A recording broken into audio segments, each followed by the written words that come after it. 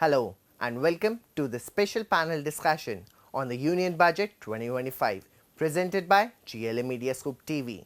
I'm your host Anmol Nagpal and today we are here to analyze and discuss the key highlights of this year's budget and its implications on various sectors of the Indian economy, particularly education, innovation and infrastructure. On February 1, 2025, Finance Minister Nirmala Sitharaman presented the Union Budget in Parliament. This budget aims to balance growth, fiscal responsibility and the welfare of citizens by focusing on key areas such as economic reforms, digitalization, infrastructure and skill development.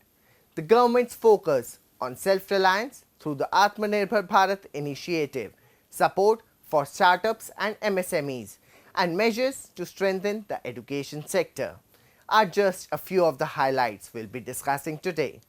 We are joined by an esteemed panel from GLA University to discuss these critical aspects and what they mean for students, faculty and the nation.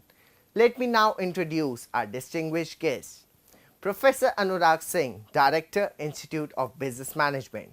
Professor Sayantan Sinha from Institute of Engineering and Technology. Professor Mini Jain from Institute of Business Management. Professor Supriya Jain from Institute of Business Management. Professor Sushmita Goswami from Institute of Business Management. Thank you all for joining us today. We are excited to hear your perspectives on how Budget 2025 will shape various sectors and impact GLA University. So, Professor Anurag, how would you assess the overall impact of Budget 2025 on the Indian economy? So the Union Budget has been presented by our Finance Minister on 1st of February and let me tell you it is more than what we were expecting and first of all everybody looks after what the tax benefits they are going to have and this time probably they were very generous up to 12 lakh of our income. Probably people will not pay any taxes because of the rebate provision is there. So this is something very important, significant and it's going to leave some more disposable income with the people and probably it is going to spur the demand and also going to create a lot of employment because since last few years probably we were seeing that well demands were very sluggish but this kind of initiative by the government certainly is going to say create a lot of positive sentiments and keeping in mind the vision we have about the Unnat Bharat by 2047 when we will be celebrating our centenary year and we are aspiring to have to India to become a $35 trillion economy. Probably for this kind of things are very much important and especially the budget again the GDP growth rate has to go up. 6.5 GDP growth rate or 6.4, this is not enough. We need a GDP growth rate of at least 2 digits, at least 11.5% at nominal rate. Then only probably we will be in a consistently year to year, then only we are going to achieve to that kind of a growth level or the kind of economy that we wish to become. The Finance Minister has made some adjustments to the tax slabs, which is a relief for the middle class. Professor Mini, what are your thoughts on the new income tax rates introduced in Budget 2025? Do you think they will have a significant impact on taxpayers? Really, it's a very significant changes in the tax slabs and rates in the income tax. So we can say here lower tax rates will increase the income, especially for middle class or the lower income group, and they will save their tax. Or by the way of saving the tax, they will also increase the income and such increase in the income will leads to investment or saving or consumption etc. And it also leads to create the more production. It means the more demand will increase, so more production will be there in the society and it's also impact on the GDP in the society. So in all over we can say the impact of the overall tax reduction is the good for the society. Moving on to Professor Sushmita, the budget has made significant provisions for the infrastructure sector. What could this mean for employment and economic growth in the coming years? Okay, the Union Budget 2025 has seen a remarkable changes in terms of bringing a lot of growth of infrastructure. Infrastructure, when I talk about, helps the economy in multifolds.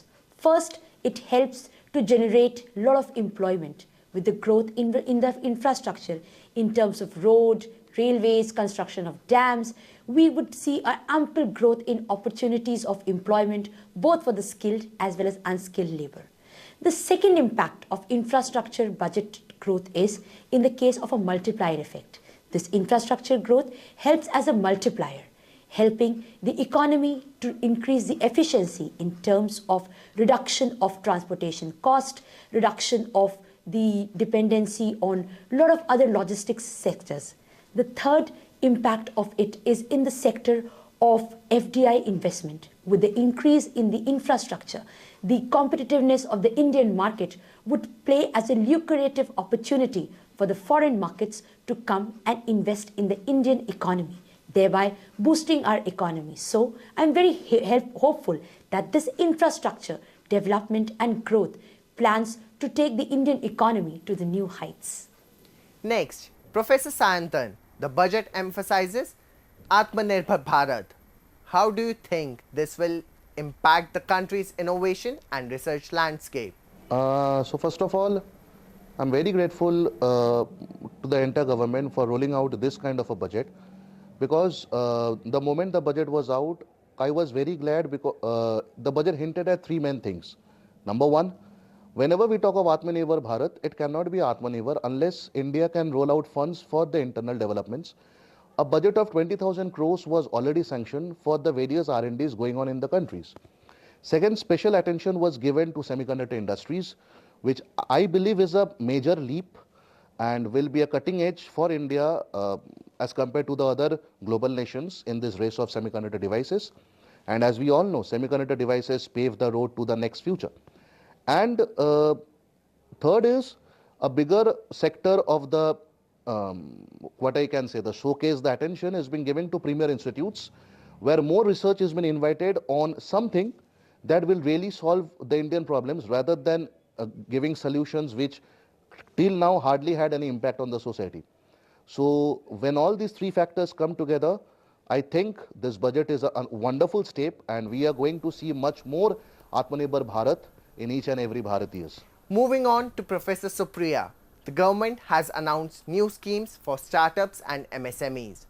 As a subject matter expert, what opportunities do you see for students and faculty in this area? So thank you for asking this question. As we know, the present budget has given a lot of opportunities in the sector, entrepreneurial sector, and this will definitely help a lot of people who are going to have their startups. Like few of the facilities which are being provided this year, 5 lakh rupees grant is going to be given to the new startups, and new facilities are also being provided for the SC/ST women, which will also motivate them to get into this entrepreneurial activities. Moreover, they have also increased the amount, that is somewhere around now 10,000 crores, which they would be providing for the setup of entrepreneurial in the economy. As well as government has also provided lot of tax regimes and another facilities are being provided. This will help in Viksating the Bharat, because this is the budget motto, right, where they are going to Viksit Bharat by providing such opportunities, as well as they are providing the programs which will help them to have their upskillment of the their education, as well as training program, which will definitely build more of entrepreneurs in the economy. So I think this present budget is going to have a very positive impact on the development of entrepreneurial activities in the economy. And for the development of any economy, definitely the entrepreneurial activities plays a very, very important role. So I think keeping that in consideration, government has taken up all these initiatives. Now coming back to you, Professor Singh, in your opinion, what is the most significant aspect of this year's budget that students and young professionals should take note of? So one important aspect of our budget is that government has a lot of a focus that India, which is having such a big young population, more and more people shall join the bandwagon of entrepreneurship. And if you could see that the definition of a MSME sector has also been revised, and now there are the two criteria has been say updated, both in terms of the turnover as well as in terms of the investment. And this way, more number of people who are into these activities, who are starting their new businesses, or probably already who are well established and carrying on their businesses since last few years, perhaps they will be covered by the MSME sector, and all the government resources and the credit facility will be available to them. So I'm very, very buoyant that, well, this is going to spur a lot of say people to join to start something of their own. This is going to create a lot of employment, because we really wish that instead of becoming a job seeker, our youth, they shall be a job provider. And perhaps this initiative of say revising the definition of a MSME, or say offering the line of credits for them, or say the government support towards the bank guarantee, and these all are some very, very positive steps which has been provided in the budget. Thank you everyone for your insights. It's clear that Budget 2025 presents significant opportunities across various sectors, particularly education, innovation and infrastructure. As we move forward, it will be exciting to see how these provisions shape the future of India. That's all for today's panel discussion on Union Budget 2025. This is Anmol Nagpal from Team Branding signing off. Stay tuned for more updates and expert opinions, only here on GLA Media Scoop TV. Thank you for joining us.